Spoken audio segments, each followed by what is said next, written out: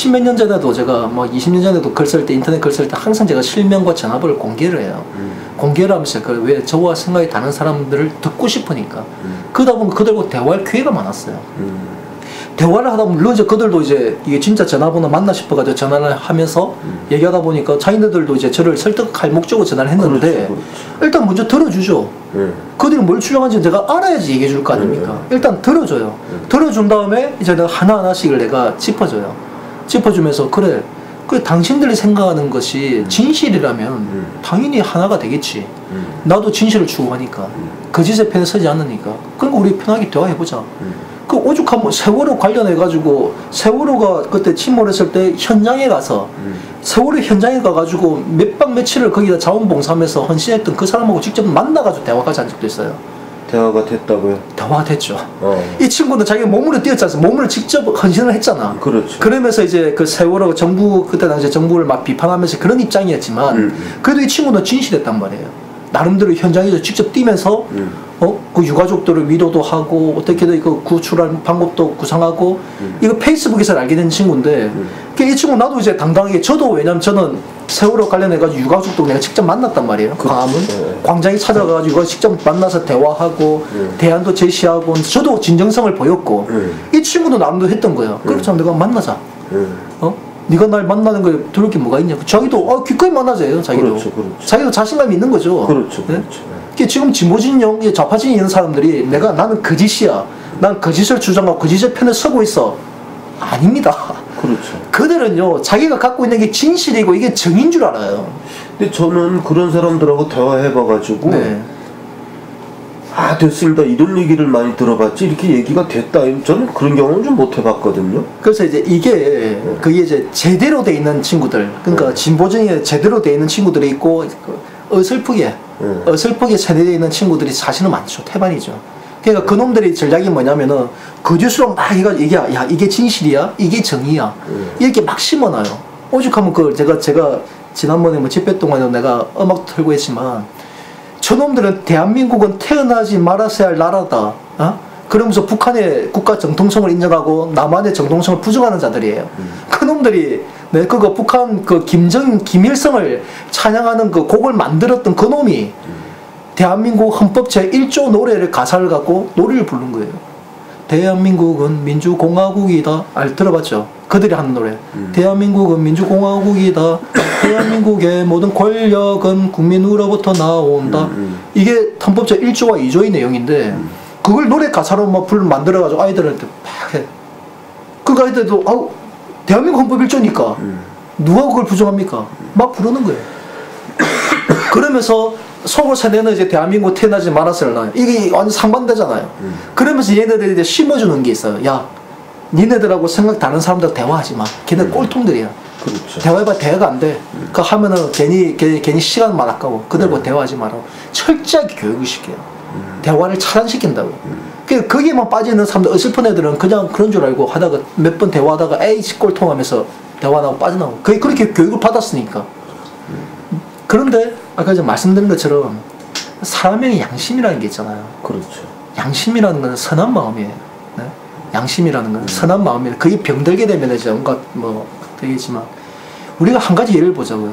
북한 땅에서 태어나서부터 30대 40대까지 평생 세뇌 경험바닥에 김일성 수령 아버지 하면서 눈물 흘리고 막 이렇게 봤던 사람이 경제가 어려워가지고 먹고 살기 위해서 탈북을 해가지고 북한에 갔다가 자유라는 걸 알게 되고 남한 땅에 와요. 그 탈북민들이 오잖아요. 와가지고 남한에서 생활하는데 북한에 그렇게 수십 년 동안 이렇게 세뇌당하고 한 사람들도 와서 진실을 아니까 돌아서잖아요. 근데 저는 요즘에 북한에 그 체육하는 사람들 이렇게 대거 지금 오지 않습니까? 망경봉호 타고도 오고 와서 올림픽 관련. 근데 과거에 우리가 어렸을 때는 뭐라고 들었냐면 북한 사람들은 이렇게 다 폐쇄된 속에서 있어가지고 절대 남한 사정을 모르게 한다. 북한에서는. 그래서 그 사람들이 남한이 잘 살고 정말 자유대한이라는 걸 알면 그 북한이 무너질 수밖에 없다고 이제 그렇게 들었단 말이에요. 교육받았는데 또 그 사람들 지금 이 남한 땅에 와가지고 좀 보지 않습니까? 자기네들 눈으로. 그것도 한두 명도 아니고 뭐 수백 명씩 와가지고서 보고 돌아가는데도 왜 북한 체제가 껐떡없죠?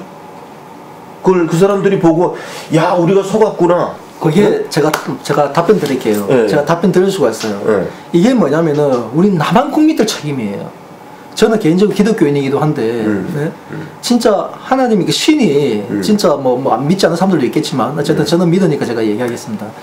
하나님이 이제 우리 인류의 사회에 그 특히나 대한민국이라는 이 역사가 대한민국 건국되는 그 과정에서 기독교 영향이 거의 절대적이라 때도 과언이 아닙니다. 절대적이었죠. 대한민국이 건국하고 솔직히 인권의 지형학적으로 일본은 군국주의지 중국과 러시아가 공산주의가 된 그 마당에 예? 북한까지 이제 저기 장악한 그 마당에 남한이나 남은 유일하게 기독교적 이념, 자유 이념을 갖고 민주주의 이 국가를 건국했다는 건 이건 진짜 기적 같은 일이에요. 그런 기적 같은 일이었는데 보세요. 이게 딴 것도 아니고 일제시대 한마디로 우리나라 남한 국민들은 솔직히 공산주의를 선택했거든요. 해방 직후에. 해방 직후에 국민들은 공산당을 선택했다. 공산당을 선택했었죠. 네. 남노당의 70% 이상이 가입할 정도로. 그렇죠. 네? 그것도 남노당의 여운형이가 알잖아요. 그렇죠. 국가준비위원회, 네, 그 건국준비위원회를 결성하면서 그들이 장악을 했었어요. 오히려 북한 지역은 어떻게 무슨 일이 벌어졌느냐? 해방이 딱 맞이한 다음에 조만식 선생, 고당 조만식 선생 중심으로 조선민주당이 결성이 되고, 그리고 이제 한경재 목사님, 신의주 지역에 있는 한경재 목사님 중심으로 해가지고 기독민주당인가? 기독민주당이가지고 조선 기독민주당인가? 그걸 창당이 했었어요.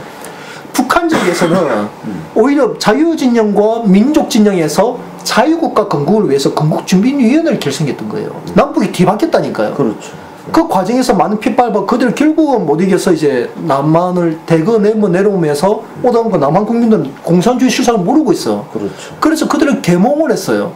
계몽을 일깨우고 그 남노당 세력들, 핵심 세력들, 전편이라는 그 조직들과 맞서 싸우면서 결국 자유 대한민국이 건국이 됐단 말이에요. 자, 결국 북한에서 내려온 그들로 인해 가지고 우리는 우리가 남한이 자유를 선택하게 된 겁니다. 북한 주민들 통해 가지고 이게 역사예요. 엄청난 빚을 졌어요. 그런데 지금 어떻습니까? 남한 국민들이 이제는 그때 당시는 물론 우리가 보릿고기도 줬고 많이 힘들었지만 박정희 대통령으로 인해 가지고 경제가 발전, 도약을 하게 되고 그런 과정에서 엄청난 격차 났지 않습니까?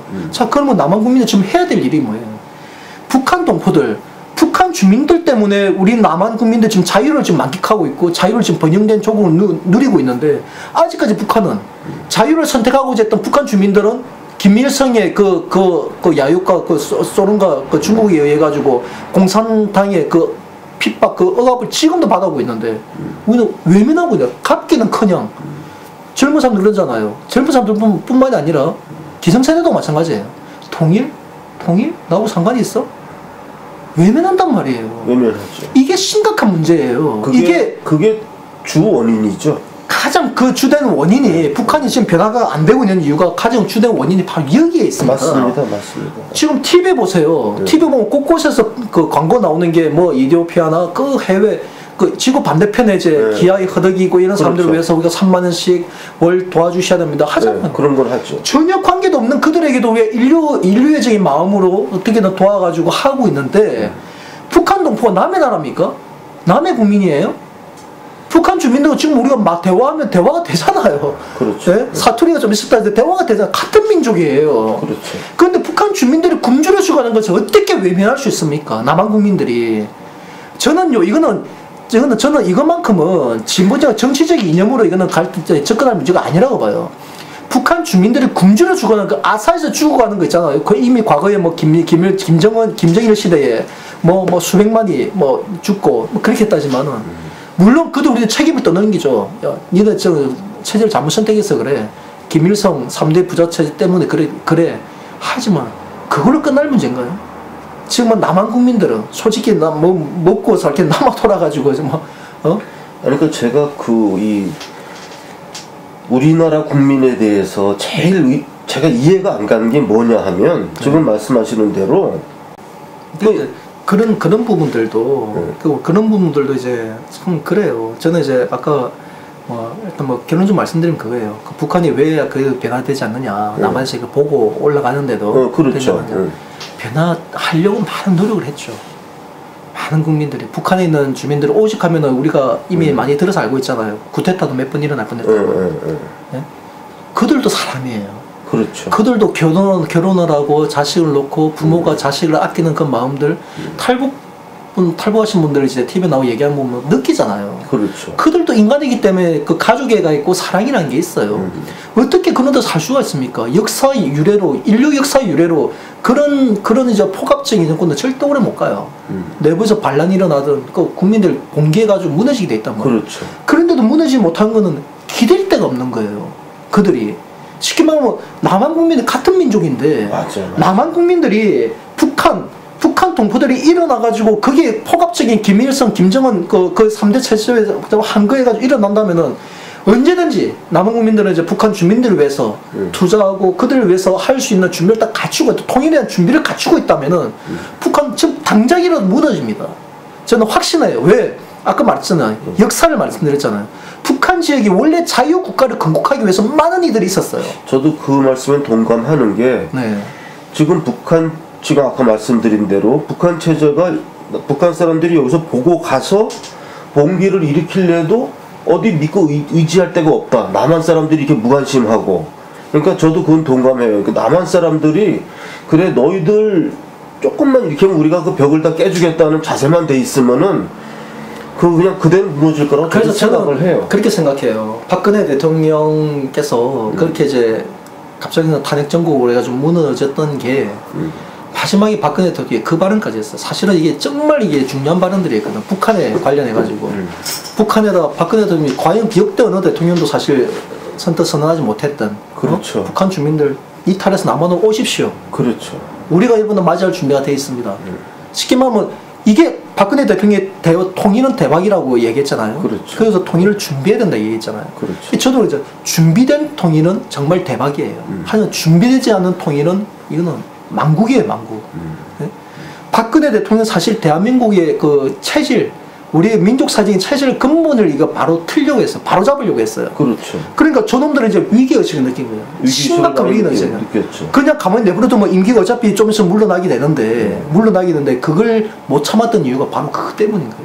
만약 거기서 한 걸음 더 그놈들이 내버려뒀더라면은 국민 계몽이 벌어질 거예요. 그렇죠. 그래 준비된 통일. 그래 우리가 준비해 북한 동포 같은 민족인데. 그렇죠. 이런 마음 갖는 순간 북한 체제가 무너지게 돼 있어요. 그렇죠. 네? 남한 땅이 기생하고 있는 그 남로당 세력들, 남로당의 잔존 세력들은 박원순 아닙니까? 박원순, 문재인. 그렇죠. 문재인은 북에서 내려왔지만 그 남로당의 잔존 세력들이 지금 청와대부터 다 장악하고 있어요. 그렇죠. 우리나라 PD계, NL계, 네? 이게 역사예요, 역사. 그러니까 우리가 역사를 잊지 않고 역사를 기억하고 있으면 지금의 우리 사회 현상이 그대로 이해가 되는 거예요.